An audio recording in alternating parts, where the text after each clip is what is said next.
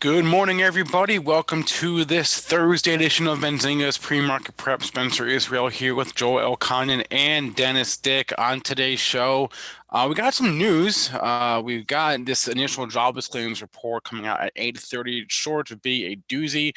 We'll talk about how the market is behaving heading into that and how it could behave afterwards. We'll talk about Micron had earnings after the close. Apple might delay its iPhones, and we'll talk about how to trade this market technically because it seems to be working for some people here. Our guest today is Rob Friesen. He is the president of Bright Trading and also Dennis's boss. So we are very much looking forward to that at 8:35. And Joel, I'll throw it to you. What's the word here in the overnight session? I'm Dennis's boss. Okay, let's get things straight here. All right. S&P futures traded down nearly 50 handles here. Had a pop up to 24.9750. I don't know why in the heck it did that, but that's the pre-market high. Pre-market low 24.12 for a target on the downside. I'm first going to give you a 23.67. We'll talk more about that number with Dennis when he comes on. Current pre-market low 24.12. Crude in the red by 81 cents at 23.68. Gold and silver going opposite directions once again. Gold up 720 at 1640.60. Silver down 19.8 cents at 1467.5. Bitcoin hanging out here 66 and a quarter. That's down $35. Triple D, you know what number's coming out. You know it's going to be a bad number. Yeah. I mean, it's just tough, because if it's not as bad as everyone thinks, we might rally. If everyone thinks we're going to go down more. It's kind of like everyone knows the answers to the test, and everyone's going to get an A. I mean, it's all about those expectations. Could it be priced in now? Could it be potentially priced in not all the bad news from current, but the bad news from the jobs? I mean, we've sold off now from yesterday's high. And what a lesson for people who are chasing the market. What a lesson yesterday. I mean, it was straight up all morning. It looked like we're going to go right back to all-time highs. I'm sure some people had that in their mind as they were coming in, buying 250, 252, 255 on the SPY. And then I hung out for a little bit. And then another little bit of bad news. Bernie Sanders trying to hold up the bill. Significant sell imbalances on the close. And I'll say it, kaplooey. They pull the rug out from under it. And now we're 15 or 150 handles almost below where we were just here at 3 o'clock. So significantly down from the highs. So if you're looking to buy stocks, if you're looking to buy stocks, and I'm not sure I am, now is the time. You got to pull back here. Now, not saying I'm going in. I'm saying, but if you had the mindset, I need to own stocks. I've missed it. Now you're getting an opportunity. Now you've got the pullback. Buy dips, sell rips. That's been the equation for success my entire 20-year trading career, but it's really been the equation for success in the last 3 weeks. If you're buying the rips like yesterday, you're doing it backwards, and you got hurt big time doing it because most of these stocks are now significantly off those highs. Like, who's buying NVIDIA up at $260? Who's doing that? I mean, the stock was 180 4 days ago. Now you're buying it at 260? You're talking about a stock that's got, over 60% of its losses back in 4 trading sessions. I sold my NVIDIA. I sold into it because I was like, this is a gift. I mean, I had it for a long time. I bought it at 150 and went back. I sold early. I didn't think it was going all the way to 260. But in any regard, now it's back down to 243. Is it a stock I want to own? Yeah. But when they just get overdone like that, and I'm still concerned that the worst is not, as we're still in front of us, like I've been talking about, I use that opportunity to lighten up. So use those opportunities when you see these markets trading like this. They give you gifts like they did yesterday when everybody had to be in. Are we out of the woods? Hell no. I'm not even sure we see the light at the end of the tunnel yet. And they're buying stocks like this is the next bull market. It was insanity yesterday. Let's see. And it was a gift. If you were caught long, it was a gift yesterday. They gave you another out on a lot of stocks. I just want to figure the old 50% retracement here in that. What low was the high was like, let's call it 316, and the low, let's call it 181 that it got to. Then divide that by 2 plus 181. Way over the 50%. 48 and a half. 48.5. And it got to 260. Yeah. So it blew through. Like, you literally, and this is what I was looking at. I had Nvidia, bought it at 150. I watched it go for a double up to 315. And then I watched 3/4 of my gains just go up in smoke. Well, I just got over half of those gains back. So I was like, I'm bucking it. I think I get a shot at Nvidia again in the low 200s. I think that COVID will give me another shot. I need to rebuy though. Some of these stocks that I keep saying, I need to actually pull the trigger and rebuy them eventually. And you know what? Maybe I'm going to do a little nibbling here this morning. We'll see what this jobs number does. I mean, everything is going to matter. It's going to be the jobs. But we were just talking the 50% of the 50% retracement of the 50% retracement of the recent move on the S&P, Joel. And you were doing some fancy math there. Where does that bring us in? For the S&P futures, it comes in at 2367.50, and for the Spider 238.30. So 238.30 would be the 50% retracement of the recent 3-day run. Yes. So I think you do find some buyers, getting into this area here. So, there is an opportunity here if you want to be in stocks and you have a lot of cash to maybe start nibbling in. I might start nibbling in here on a little bit of my cash. We'll see. Maybe I'm going to miss it because I'm obviously trading, my short-term stuff too. So that takes priority. And then I get to the investment stuff when I get out of my short-term trades. But, I was thinking about adding a couple stocks to my retirement account. We know I've got my wish list. We talked about that before. I've added quite a few stocks to it. I might nibble a little bit here. I'm not going all in. Not all in. I don't know if that was the low. It looks like it's the temporary low at 218.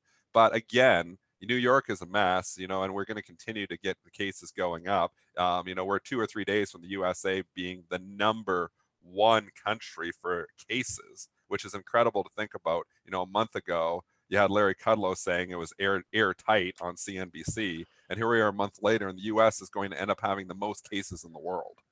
That's, obviously population a little bit to do with that too. But I mean, the administration just dropped the ball on this completely. The stuff they were saying a month ago was absolutely insane. And it looks even more insane today. Yeah. I wasn't, my perky self yesterday, and a lot of sharp people there took notice. And I tell you, I was talking to Lisa yesterday morning about the hospital situation here in our area. What'd she say? It's not good. It's not good at all. I mean, that's where that's the next step. Our hospitals are probably all going to get overwhelmed. Yeah. And that's scary too. So you got to just think the negative news flow to come. And logic has worked in this market for the last month very, very well. Again, when we were looking at it back in February, it seemed like the market was irrational because they wouldn't sell off, and I didn't understand why they weren't selling off. But logic has come and started to work very well here over the course of the last month. It's trading logically. So you can see news flow, and if you were trading off of the potential news flow coming in February, you would have lightened up. I did. If you were listening to the show, you would have lightened up. Now you look and okay, what's priced in? Well, you got to think there's still, what inning are we in? Somebody just asked me, are we in the 4th inning? Are we in the 5th inning? I feel like as a pandemic thing happening in the US, we're in the 2nd or the 3rd, I feel like we're still early. We haven't even hardly had any deaths yet. Wait till, you start seeing deaths like 1,000 people, die in a day. Like that could happen. Our numbers show that is probable to happen. That's scary. So, I coming back online 2-3 weeks from now is never happening. I hope we come back on 2-3 months from now. So how many businesses are going to suffer in the meantime? We're going to provide bridge loans or whatever you want to call it, try to keep some of these companies going. But at the same time, there's a lot of concerns. With that being said, a lot of bad news is priced into this market. And I'm sitting on a lot of cash, and maybe it's time to buy some of those tech stocks on today's pullback. Maybe it's time to just start nibbling. Not going all in. It's going to be, we're going to see some wicked moves off this jobs number. But maybe it gives you an opportunity because it is expected to be bad. It's probably going to be bad. I don't think they're going to slam this thing down another 1,000 points on this jobs number because I think a lot of that bad news is priced in. Just my opinion. So I wouldn't be surprised if you saw a dip and a rip. So not saying, maybe we'll go positive, but maybe we get a lot of today's losses back. But I think we might dip right on the initial headline because it's going to be a shock factor involved. But I don't think we give back like all of the last couple days of run. So I'd actually be using a pullback today to maybe nibble on some of that list that I was talking about in some of those tech stocks. Just nibbling though, not going all in, just nibbling. Uh, well, a couple things here. First of all, Jar Jar's asking about, when are the firms going to lighten up on the margin for the futures, and that kind of, that's kind of dictated by exchanges too. So, I mean, if you're a clearing firm, and these markets are moving like they are, you know, why would you put the firm at risk? I mean, you need those margins, and those are important. So I have no idea when that's going to be lightened up. But I did get a warning on one of my platforms that on Friday that full margin and whatnot. But they said that if you didn't have a stop in after you placed your order, that they were gonna shut you down. So What platform was that? trade station. Really? Yeah. I don't know. I've been able to place orders without I've been able to place orders with no problem without placing stops. I never use physical stops. I hate stops Well, you're because I'm you're a monitoring the prop. markets. You're a prop firm, man. You're a You prop. Well, are no, but I you have are your own interactive stop. brokers and I trade there and I can place orders without putting any stops. Yeah.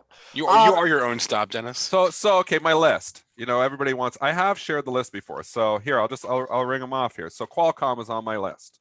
Qualcomm is on my list. I mean, you get a shot here at 58, $59. I've had Gilead on there again. I don't know. I'm having second thoughts on Gilead because I feel like that trade has went past us. CyberArk, CYBR is on my list. McDonald's is on my list, although McDonald's is kind of like in the ground zero here, so I'm going to be very cautious when I buy on that one. PayPal is on my list. I've got Baidu on my list now. Spencer Israel pick KWEB is on my list. I have Facebook on my list. I have Twitter on my list, and I have Micron on my list. Micron reported good earnings, and maybe that's a good segue into the Micron report Yeah, here. let's do that. Let's talk. Let's talk, good news here. Micron had pretty decent numbers here. Chips aren't going away. We know I sold my Micron right before the whole thing at $59 when it had those 2 or 3 upgrades, and I was like, it feels toppy. It was feeling toppy just like because 60 is where it ran into trouble before. So that's why I sold it more than anything. So I'd love to rebuy my Micron shares. I'd like to get in the low 40s. I don't know if I'm going to get a shot here after this earnings, but COVID seems to give you a second chance. So that's where I'm trying to re-get Micron is, like just above $40. Yesterday's low more than anything. But let's give us the numbers here, Spencer, from All Micron. right, Q2 adjusted EPS on Micron 45 cents versus a 37-cent estimate. Sales of 4.8 versus 4.69 billion dollars. So they beat both Q2 figures. As far as Q3 numbers, they gave guidance. EPS guidance is in line. Sales guidance is also in line. And the stock popped on these numbers significantly here. We do have some analyst commentary and some analyst action off of it, but it had a nice lift. Yesterday's range, 44.88 high, 40.03 a low, call it 40 to 45. I think that, it could even have an inside day after reporting because of all that. But, it all depends on what this market does. I'm going to try to buy some in the low 40s if it gets there. Just nibbling, not going even all in, like maybe a half position. And that's what I mean by nibbling. You want a stock? Maybe it pulls back, you buy half what you want. And then if it continues to go down, then you can, reload and buy some more. If it goes up from there, at least you got some. So I think that's kind of how I'm approaching it with that list. Now, the only one that, Micron's the only one I'm really trying to actively get here right now, like today, but Qualcomm too. So Qualcomm too. I'm interested in getting Qualcomm as well, especially in the low 60s. Just nibbling. It's nibbling here. You did have a nice pop. The initial surge. Did we stop on a whole number? No, just above 46, 46.24. There's your target on the upside. Still trading up $1.50. We are still below yesterday's high. So good call on that, Dennis. I'd say 44.88 to 45. Those are your highs from the last 2 sessions. So keep an eye on that. Coming back on the downside, Dennis, you may be nibbling a little bit early there at 40. I am seeing, let's call it a 14-point move, 7. I'd say under 40. I'd say 37, 38 range for the 50% retracement. If market gets really silly and really wacky, I don't think the stock's going to get as low as that double bottom for your 3 and 4 day lows, 584 and 569. But there's some things to look at here in Micron. I'm not buying anything today as far as long-term stuff. I think I'm we're just actively so trying to early. buy Micron today. I have, I'm going to be trying to buy it today if we get a pullback. So CGC for L Don Rudy. I mean, these pot stocks were not doing good before this. I haven't even looked at them. This has they've had come to be, back. yeah, it's come back from the dead a little bit. Trading down this morning. Just down L Don Rudy. Figure you're 50% there.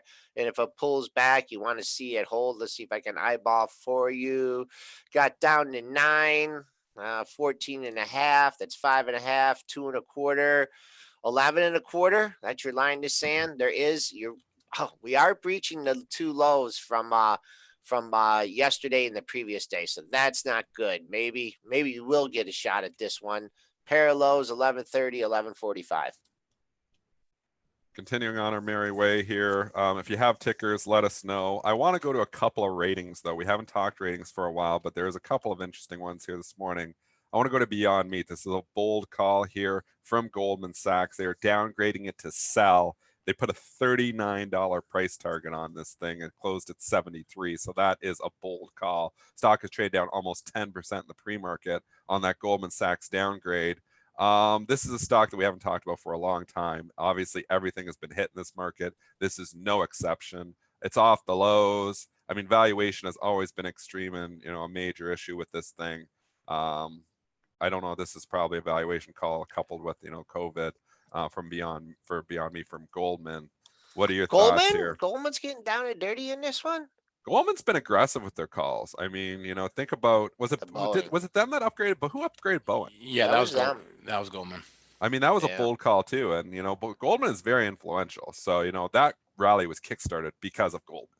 It wasn't like Goldman timed it right. They started that rally, and everybody's like, Goldman's in. We're gonna get a bailout. I'm in. Everybody's in. I mean, Boeing is even up today, and there is news on Boeing, which we can go to in a second. It looks like they're getting close. I don't know if it's been announced official, but close to a deal here on Boeing. At least I saw that going around last night. Rumored that they're close to being ready to do a deal there, and that's why it is still trading higher. And what was their? And what did they do? Downgrade it to short or something, or what? Beyond Meat.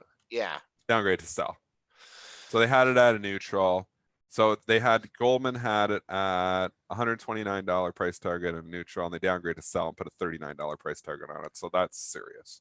Yeah, it sure is. Man, I just tell you, I haven't looked at this stock at all.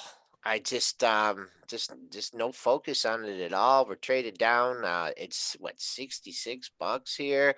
Trading at the lows of the pre-market session. I don't know. I mean, I can't short it here. Did we make a new all-time low there? No, we didn't. We made a low at we did, 48.18.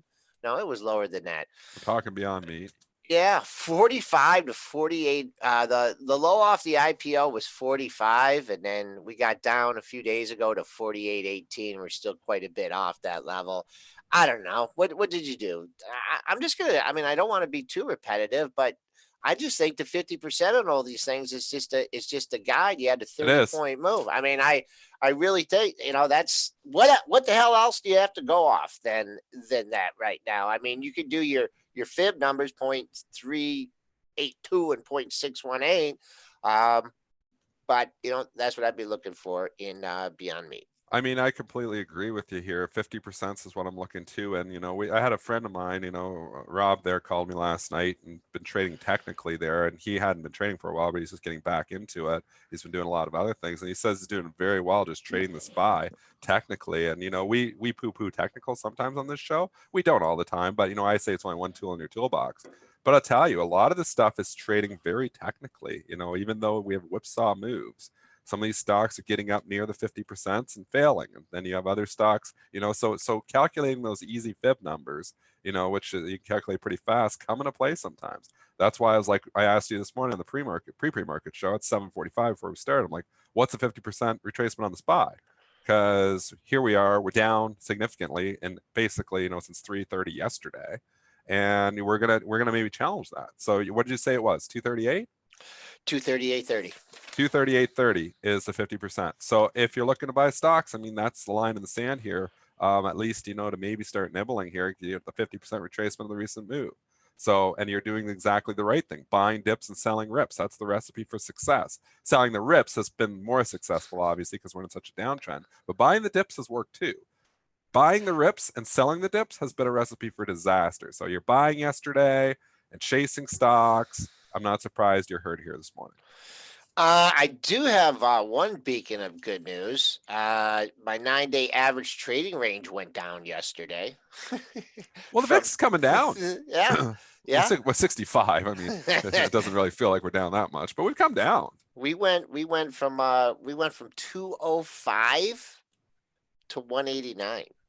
So, and one thing that, you know, we've talked about is, you know, calming down, you know, not going straight up or straight down, just calming down. And so that's, you know, I don't know if it's going to repeat today. And that's what I was thinking about yesterday. You know, I'm like, man, my target was 25.89.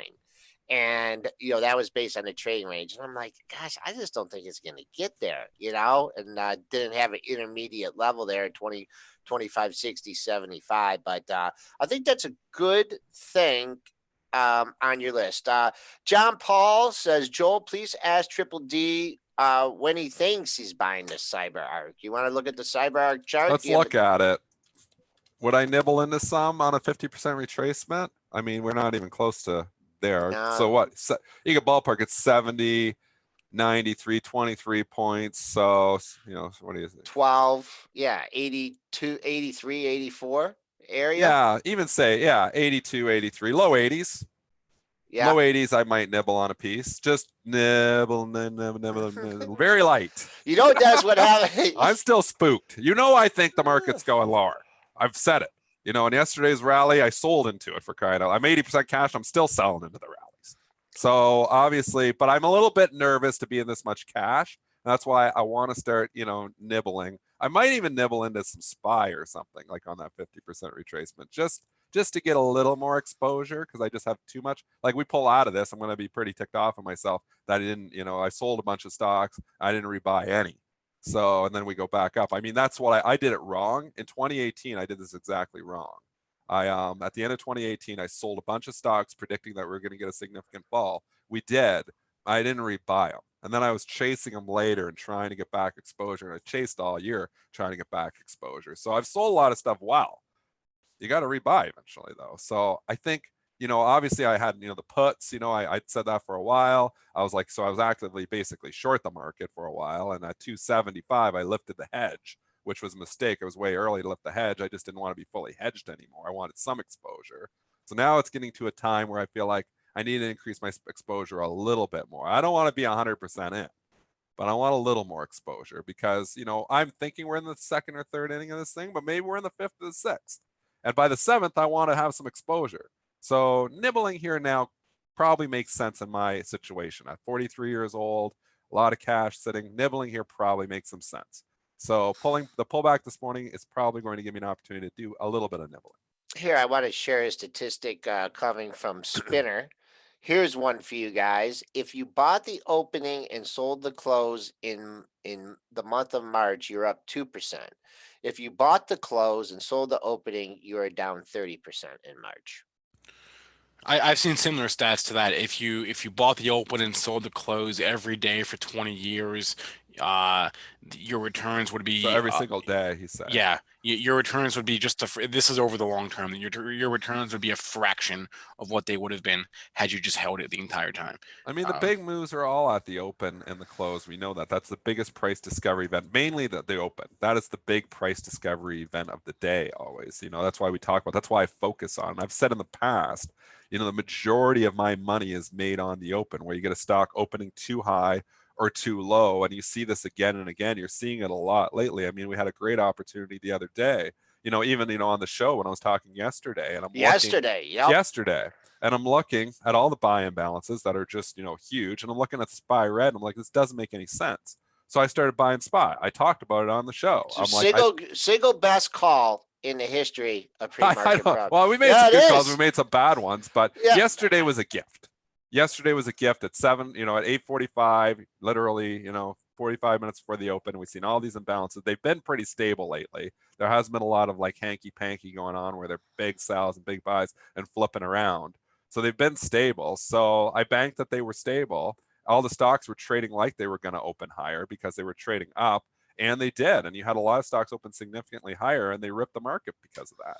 So there was a good opportunity, for at least a few points on the SPY if you were paying attention to those imbalances.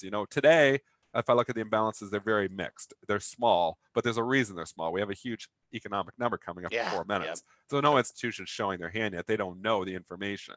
The only imbalance of any note is AT&T, 157,000 to buy. But again, everything is going to change here in 4 minutes. So I'm not surprised there's no institutions that are showing big hands. And we'll look at the imbalances, before we stop the show at 8:55. Maybe they'll give us another tell. Yesterday was a good tell. It was a good opportunity. I made a lot of money because of it. It was a good call. Yeah, I mean, there's a lot of different things. Let's just take a look at real quick here. Someone's asking about Shop and Square. I love Shop. I own Shop. I didn't sell my Shop. Although yesterday I was tempted to sell my Shop. I'm not joking. It had run so far, $300, and it ran up to 470. It got 170. It ran up 60% in 5 days.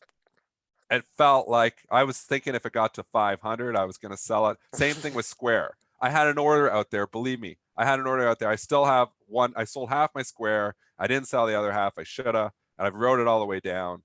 I actually was looking. I was like, 60 is huge. I had an order sitting up there at $59.90 to sell it yesterday.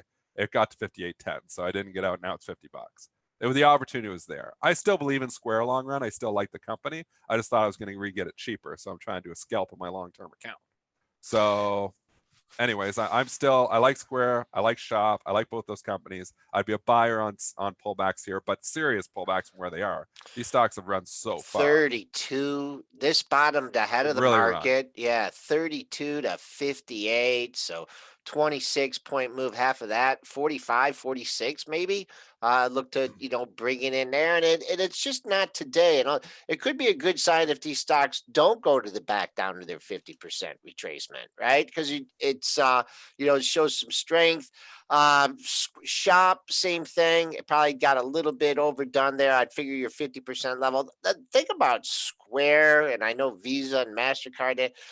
I mean, I just think people are going to be spending less money and doing less transactions. It's retail. Yeah. A little Shop's online, but Square is like physical. They're in a little bit of ground zero there for being, in all these small retail shops that aren't selling anything right now. So, it's not helpful. I believe in the company. I believe in the technology long run. Bad environment for it though. So the rally was a gift yesterday. I don't know if you're going to get back up there 57, 58, but I'd be a seller if it got up there. A buyer in the low 30s maybe. Go wide here, Triple D. I'm out. Okay. Yep. So I'm going to go trade the number. You guys, run the show here for a few minutes. I'll be back. All right, so this estimate here, this number is going to set some records here, just to put this into context here. So the consensus estimate is at 1 million jobless claims, and there are some estimates that are way above that. Citibank, I think, has the street high.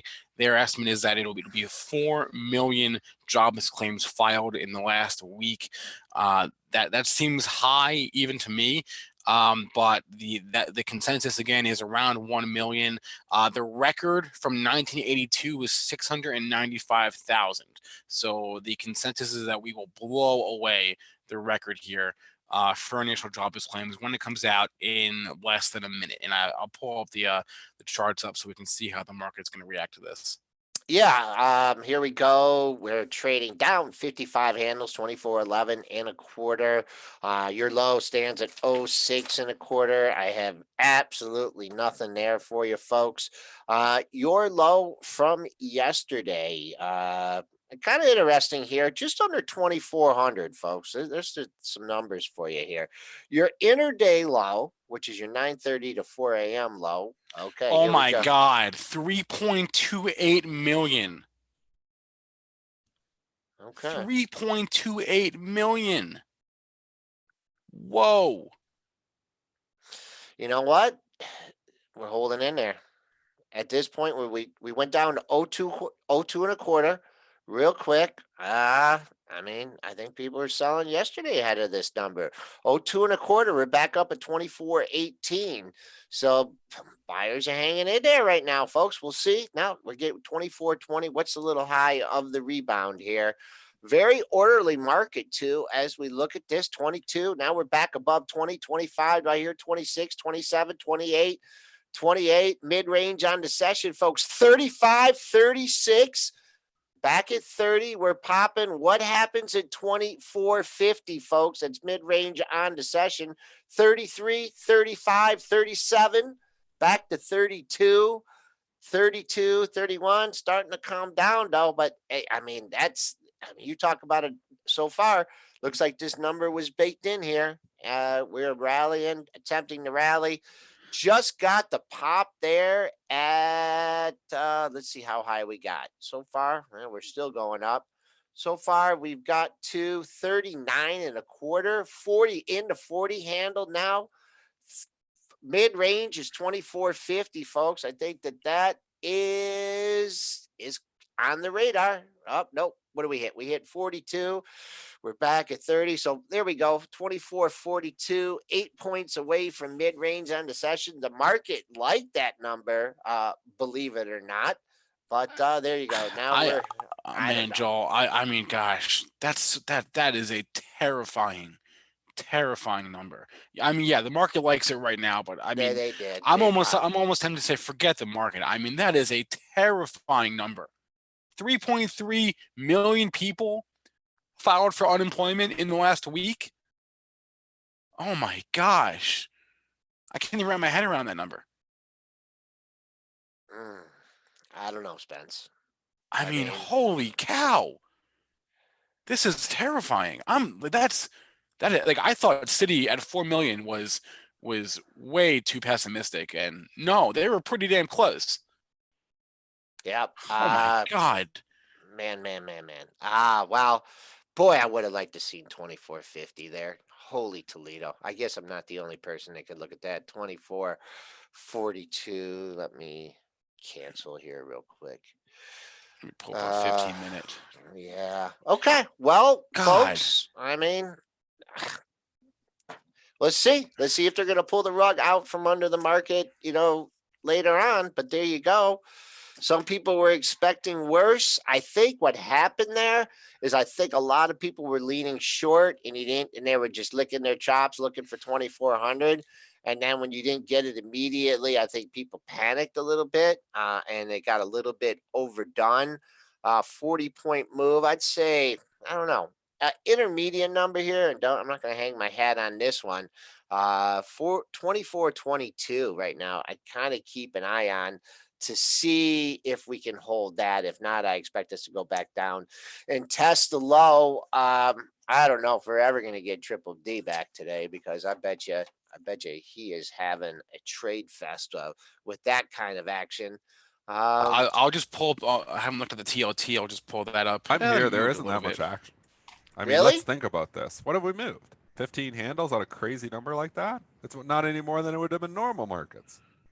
There's not that much action. It's a little more of a move than we normally see, but not a significant move here at all, really. We're kind of there's a battleground between the Bulls and the Bears here. Obviously, we thought a lot of it was baked in. I said that coming in, that I thought that they could dip it and rip it. We saw a little dip. Now we're starting to see them buy it back a little bit here. I mean, the number is brutal. You're right, Spencer. It's a blow your mind I'm scared. Like that makes me scared. It's gonna be bad though. I mean, who has the estimate 1.5 million anyway? Who the hell is estimating that? Like, come on. City saying 4 million. Yeah, it sounded better. 3.2. It's not surprising. That sounded worse to me. What do you mean? That sounded worse to me. That's up on the news. So obviously the market thought that it was going to be worse too. The market thought way worse than the 1.5 million estimate. I'm saying consensus was 1 to 1.5 million. So yeah. But market says consensus was way less than that, because the market's actually rallied a little bit on it, not significantly. But we're up since we reported this number. We're up about 10, 15 handles since. Yeah. Well, we did have a 40-point move. Yeah, we did go from we did make we dipped a bet. We dipped a bet. And then I Show think the chart. Yeah, I mean, it was just too it was just too obvious to think that we were just crash and burn off the number. Oh yeah, for sure. You know what I mean? Yeah. And so and everyone, the algos that hit it on that are getting punished a little bit. I wouldn't be surprised if we go green. To be honest with you, I wouldn't be surprised. I mean, I'm looking at imbalances aren't giving you any story, so there's no tell there this morning. But there's a lot of bad news priced in here already. I know. So I wouldn't be surprised if it just continues to go down either. I'm neutral. I'm market neutral right now. So full disclosure here, my trades I'm market neutral in my trading account because I kind of don't know, but I wouldn't be surprised if we went green. All right, so here's a 1 minute chart of SPY. You can see that little dip starting from basically 7:30 until a few minutes ago, until the number came out there. Let's bring on today's guest now, Rob Freezin. He is the president of Bright Trading, but more relevant to us is he's also. Oh, let me do that again. He's also Dennis's boss. Joel says he's my boss. All right, so I have too many bosses. You're my boss too, Dennis apparently has Jason two bosses. Raznick is my boss. You have I have so many bosses. Way too many bosses. Too many bosses breathing down my neck all the time. Like, look at this guy. He's ready to breathe down my neck now too. Here he is, Rob Friesen. He even got dressed up, and it's early in BC right now. You didn't want my You didn't want my yellow pajamas, did you? You said you were going to wear your yellow pajamas, Rob. Rob, what's going on, buddy? Well, glad to see that the market factors in everything that it knows or can anticipate. So regardless of the consensus, I think the real money anticipates that things were going to be in that sweet spot there. So talk about, how your traders are performing in this environment. I'm one of those traders, but you obviously have a lot of traders, and we know Dennis, Bright Trading does a lot of different strategies. Can you talk about that? I think Dennis, you could work a little harder maybe. And I need to work harder. I mean, you know what? Didn't all our traders say back in 2001, I wish I would have made more of that .com bust. And then same thing in 2007 and 2009. I wish I would have made more of the volatility. And so there's a lot of regret when you look back, because these times in life don't last that long. I know it's media driven, it's fear driven, it's high volatility right now that is bad for investors, but it's the sweet spot for traders. And you really got to roll up your sleeves and make the most of it, because it doesn't last forever. And let's say the market does correct to say 1600 on the SPX and erases the last 13 years of the bull market. It's going to be a very different trading environment. It's going to be, you don't have such juicy premiums in stocks. Things will be quieter. Volatility may drop down to, historically low levels again. And so there is an opportunity for traders to really roll up their sleeves and make as much money as possible. Strike when the iron's hot. How do your traders trade differently than a lot of other traders out there? Talk about you don't have to go into specific strategies, but just talk overall how your traders trade differently. Well, for the most part, I would say that you're very rare in trading individual stocks, Dennis. You also trade pairs, but mostly we're long short focused, so it's all about relative performance between your longs and your shorts. So you may touch a lot of ideas through the day or even overnight, but you're going to be hedged. And so everybody always discounts that and says, well, I could have made twice as much if I had just been one-sided. Well, that's great in hindsight, but like you said, now you don't know for sure where we're going to go from here. We can't predict the future. The human ego wants to predict the future all the time. Talking heads always pull these numbers out of where things are going to go and what they're going to do and where we're going to be up. I guess they're all going to be wrong this year because nobody anticipated this suddenly event of the coronavirus hitting us, right? So all those projections are fine and dandy for cocktail parties, but they don't really serve a purpose for Rob, let me hop in here just 1 second here. Sorry to interrupt you. Just made a little bump to 24.45, folks, and 24.50 here. That's mid-range on the session. You know how I love those levels. So there's going to be your whoosh up, folks. Keep an eye on it. 24.50. We are 8 points away from that. Go ahead, Rob. Sorry about that. No worries. That's great. Yeah, so we're seeing some of the same kind of numbers from some of our long-term traders that we had back in 2008. So this volatility is very healthy for our style of trading anyway. And again, relative performance, whether you're sector based or whether you're macro based, look at all the, when this thing started to hit, look at all of the discretionary names that were kind of a no-brainer in terms of, well, there's probably not going to be as much money to go around in these in discretionary spending, but we got to eat, and we certainly need our toilet paper. So I mean, the consumer staples, look to shine a little better. So just the macro focus of long and short can really do well, and also just sector based. The discrepancies that you find. There's so much mispricing when volatility is high. Now you do have to cut your size down because I mean, you can get run over pretty fast. I was talking to one of our traders yesterday that was trading something that had a $7 ATR, which normally has about 250 ATR, but it has Define expanded. ATR for our listeners.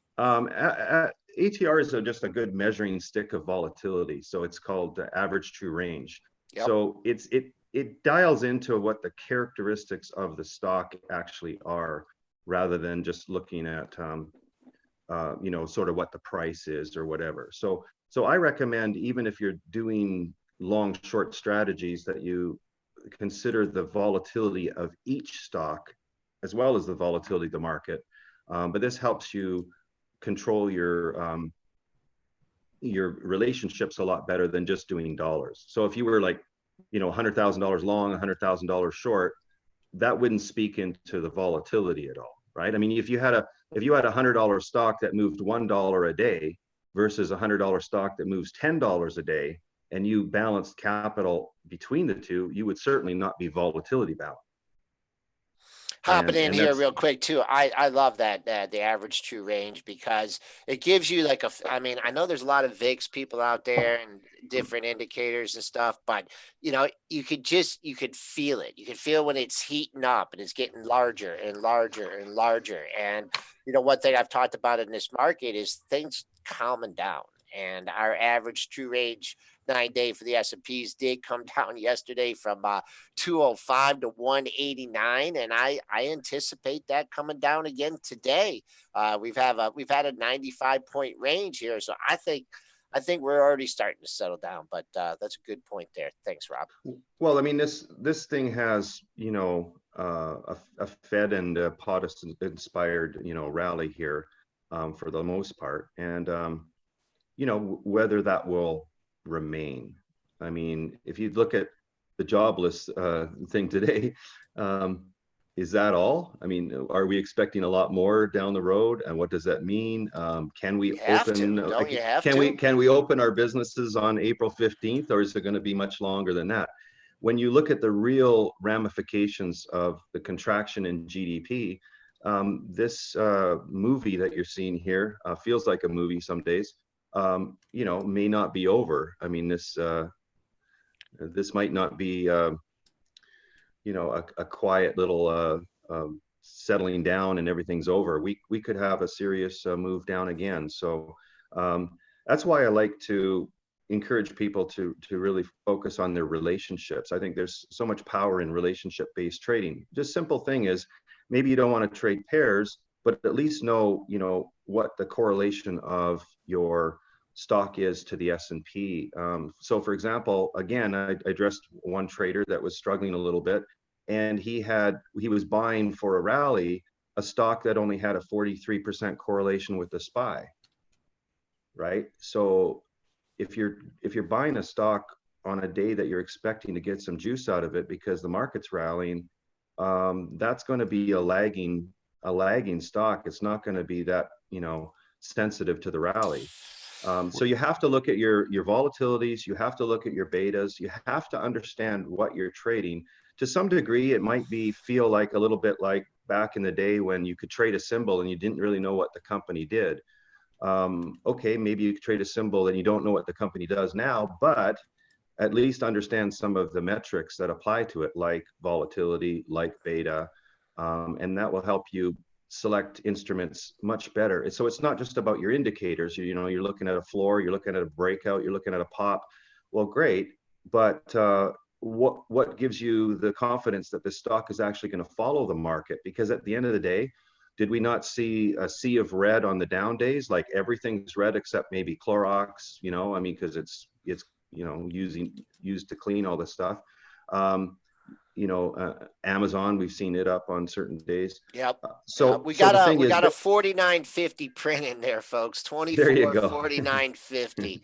Missed it by 2 ticks here, but I don't know. If we go up there again, I don't know. We'll see what happens. Back down to just take 24.30. So 24.30.75 was the low of that last 15-minute bracket here. So man, a clear battle, a battle royale between the Bulls and the Bears here. And we're still about 44 minutes before the open. Rob, talk about timing. Like, how do your traders, you know, come in here and, you know, where are they most active? Like, I know I'm very active at the open. There's other traders who are very active during the day. Some traders are active at the close. Talk about, you know, where your successful traders, where are they most active? Are they just, you know, holding? What's the time frames? Are a lot of your traders holding stuff overnight? Like, a lot of people believe day trading firms don't hold stocks overnight. I think there's a lot of traders that hold stuff overnight. Talk about, you know, different time frames for bright traders. Well, predominantly everybody's really looking for mispricing or a pricing that, you know, is in relationship to something else is mispriced. So pre-market is a good opportunity, although the risks are higher. And, you know, certainly if you're having orders out there, you know, resting orders, you could be picked off very easily by, you know, a news item that hits and somebody's faster than you can't even cancel, that kind of thing. So you got to remember that pre-market and after the market extended hours are more risky and there's no price protection for you. But our traders like to focus on those anomalies pre-market. They like to focus on the opening auctions and the you know, opportunity around that. And the opening and close are very liquid environments for you to participate with. And that's a time when the high frequency is not in that print necessarily. So in terms of predatory practices or slippage. So opening and closing are great. And then during the day, there's, you know, still the first hour is where a lot of people make most of their money, just because that's, you're really running at peak volatility in the first hour. You've got, you know, primary trend, counter trend action, things like that. And then after hours, again, there's a lot of news coming out. So you're going to have to be better at interpreting news. You're going to have to be better at hedging off against something if you're working the after hours market. And then, so we have people that take stuff overnight, obviously, and people that just trade during the day. And really, I think the common denominator is smaller size per idea and touching more ideas. Now, of course, if you're listening to the show and you're a pattern day trader, you've got flagged for that and you've got less than 25 grand, you're going to have a hard time, you know, touching a lot of symbols, as you can only trade four day trades in a week, I guess, right? So so if you need more capital, I mean, you know, Bright Trading's there for you if you want to go through the maybe hurdles. That's a good question too, because a lot of people, you know, I say I'm a prop trader. A lot of people don't know what that means. Like, what is the difference between a prop trader and a retail trader? What's the primary difference, and what's the advantages to join a firm like Bright? Well, there are some obstacles in the sense of barriers to entry. You have to do some exams and so on. But this allows you then to use firm capital, and so you're not subject to regulation T, you know, ordinary margin or portfolio margin. You get to use firm's capital. So it's your relationship with the firm that, you know, governs that. Typically for hedged positions, you know, 30 times your equity and stuff like that is what we allow. And then the second thing is, when you're putting all your orders out there, you don't consume all your buying power like you do in a retail account. So in a retail account, you put a few orders out there and you haven't even been filled and you've consumed your buying power. Well, in a prop account, you're going to be able to put lots of orders out there that doesn't consume your margin, because we don't have margin. We don't have Reg T. We don't have portfolio margin. You're using the firm's capital. Again, pattern day trader rule. I can let somebody trade with 15 grand in their trading account, and they could trade hundreds of symbols in a day, every day, and build up their account like that. So, so these are the main things. And also, we don't sell your order flow. So if you're trading on one of these free, no commission brokers, the order flow is being sold. And so, there's arguments about, are you getting the fills that you want? Are you getting the best pricing? Are you always missing those trades? Where are your orders going when you put them in? With a prop firm, it should be direct market access, and that's true prop. So our orders go, in our firm, they go to Goldman, and they execute and clear for us. So, and then just so you can choose your venue, right? If you want to trade this symbol on ARCA, you can trade it. If you want to send it over to YBATS, you can do that. You can choose your destination. You can route your orders, so you can route to where you want to. If you see the offers on ARCA, you can route it directly to ARCA, so you don't have to worry about your order getting pinged around, sent over here and over there, and then missing the offer. So it's direct access is what it is. That's correct. So just before I finish the interview, I know you've worked on a product called Stock Odds. Tell us briefly about that and what it does. Well, it's really hard for traders to do all that they need to do on the research of the news, interpreting news, looking at the macro theme. Very difficult to build a database. So what we decided to do was build a very large database that people could use for their actionable ideas every day. So it's really in the category of predictive analytics. It is obviously based on what is most likely to happen regarding stocks behavior, seasonality, which was really powerful. I mean, the seasonality, even in markets like we are having now in the last two months or so, the individual stocks don't deviate much from their long ingrained behaviors relative to other stocks. So this predictive analytics database allows you to get your actionable ideas for longs and shorts. And so you can assemble baskets and do 100 longs, 100 shorts every day if you want, 10 longs, 10 shorts, things like that. You can trade naked. All right, bulls are making their move here. Once again, we tried 24.50, just hit 53 back under. So sorry, Rob, I just wanted to pop in there. No worries. And that level.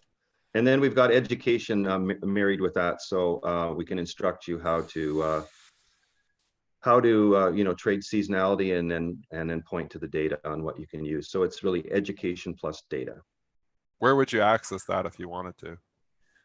Send an email to me so we can kind of help you with understanding more of it, and glad to go over things with you guys. So just send an email to me. Rob or you can go to stocktrading.com too, right? You can go to stocktrading.com. They know that well since you've been yakking about it for years. So yeah, you can go there and send me an email. Oh yeah, it's right there. Stocktrading.com. Look there. There you go. That's where you can shameless plug there, Rob. Dennis. It's behind me. I sit in front of it too much. You can't see it. It's stocktrading.com. Well, there's a bull within a bear on that logo there, so it is pretty appropriate, right? We go up and we go down by 1,000 points a day. All right, Rob Freezin is the president of Bright Trading. Rob, we're getting some feedback from the chat that some people wish that their boss were as smart as you, and also we should get you on more, is what people say. So maybe we'll do that. Yeah, Rob Freezin, president of Bright Trading. Rob, thanks so much for the time today. They're too kind. Thank you so much. When we get together, Dennis and Rob and I, man, the trading stories and the war stories. I mean, they're fun. Yeah, the war stories. We got some good ones. Trading is a war. Yeah, it's true. Yeah. Okay, Rob. All right, guys. Back on again soon. Thanks, Chief. Thanks for getting up so early. Hey, no worries. We're up anyway. So thanks again. All right. Take care.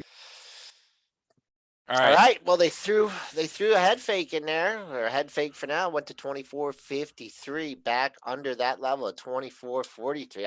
Oh man, this is gonna be it's gonna be a real interesting day here, Dennis. What are you seeing out there? We've calmed down though. Like I mean, really, Joel. Like it hasn't. I would expected more action from this. You think about the whipsaw action we've had on nothing, and now we get this crazy jobless claims number, and we've moved.